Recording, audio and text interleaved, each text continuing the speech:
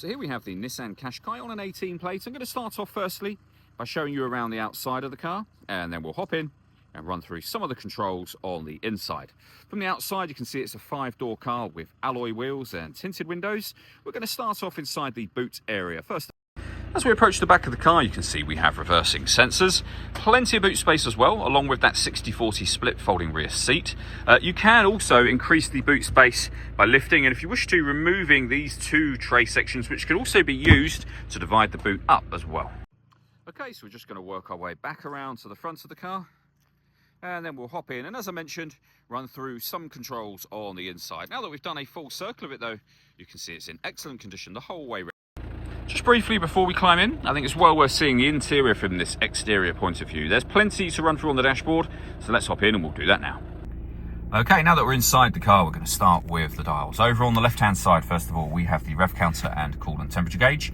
On the right-hand side, the speedometer and fuel gauge. And then in the centre, firstly, the total miles for the car. They are 57,735.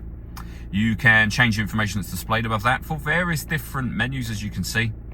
You can, for example, have a digital readout for the speedometer. If we back out to the steering wheel, the buttons I was just using are here. We have our stereo controls as well. Cruise control, speed limiter and phone controls all on the right-hand side. And then into the centre, the main touchscreen for the car. We're on the setup menu at the moment. This car has got, as you can see, satellite navigation. Really nice, clear colour display. Very easy system to use. You can use this dial or, of course, it's touchscreen as well. When it comes to pairing up your phone, hit this button and then connect and follow the instructions on screen from there. We've got DAB, FM and AM radio, a CD player, Bluetooth audio, auxiliary input and a parking camera. So what you're looking at on the screen there is a bird's eye view image of exactly where the car is parked and a front facing camera. If we put the vehicle into reverse, you then get the reversing camera and that bird's eye view. You can press it again, you'll get the front passenger side wheel. So you've got the camera, you've got parking sensors, but this car's also got autonomous parking as well. So it can parallel park itself and perpendicular or bay park as well.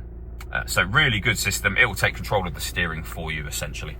Below that, we have dual zone climate control. You can adjust the passenger temperature, the driver temperature. You can increase and decrease the fan speed. You can determine what direction you'd like the air distributed in.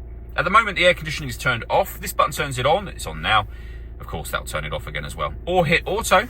The car will then maintain the temperatures you've asked for by taking full control of the fan speed, which you can see and hear, and the direction of the air. You can manually override that whenever you wish to. Got a heated rear screen and a heated front screen, a 12-volt charging socket, electronic handbrake with an auto hold function, 6-speed manual gearbox, 2 cup holders, and then driver and passenger heated seats with 2 different heat settings each. The last thing I wanted to mention is the panoramic glass roof. There is a button up there that will open the sunblind. The glass section itself is fixed in position, but as you can see, when this fully opens, this lets in a huge amount of extra light to this cabin area.